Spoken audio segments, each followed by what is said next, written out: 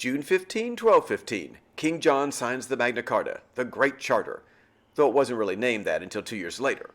But as great as it is, we're not here to talk about the charter itself, because this is another episode in 2-Minute Tours, Places in History, where we share stories about monuments and museums that honor and preserve history, and the geographic locations where history happened. And that takes us back to that fateful day in June 1215, and where King John and the barons he was fighting with had gathered to sign this history-making document, a place called Runnymede. Let's hop in our tour jet and head to merry old England and the location of a large field, about 32 kilometers west of London, at 51.4087 degrees north and 0.5406 degrees west.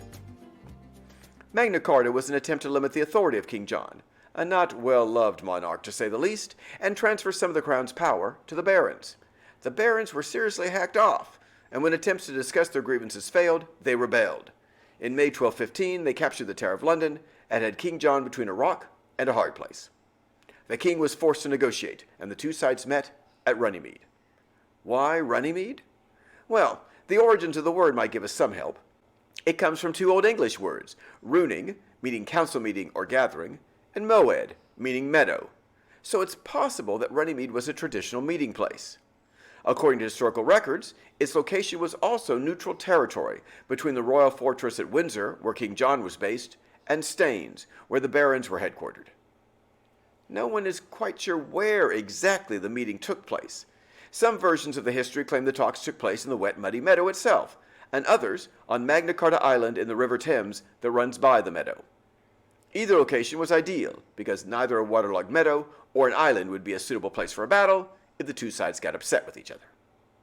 Because of Magna Carta's influence, you may be surprised to learn that Runnymede has remained essentially a field, probably looking almost exactly as it did on that day in 1215.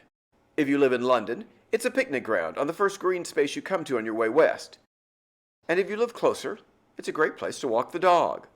But to the American Bar Association, it's the birthplace of constitutional democracy. Oddly enough, there was nothing to mark the event or the spot until 1957, when a grand memorial commissioned by the American Bar Association was built. The memorial is inscribed, "To commemorate Magna Carta, symbol of freedom under the law."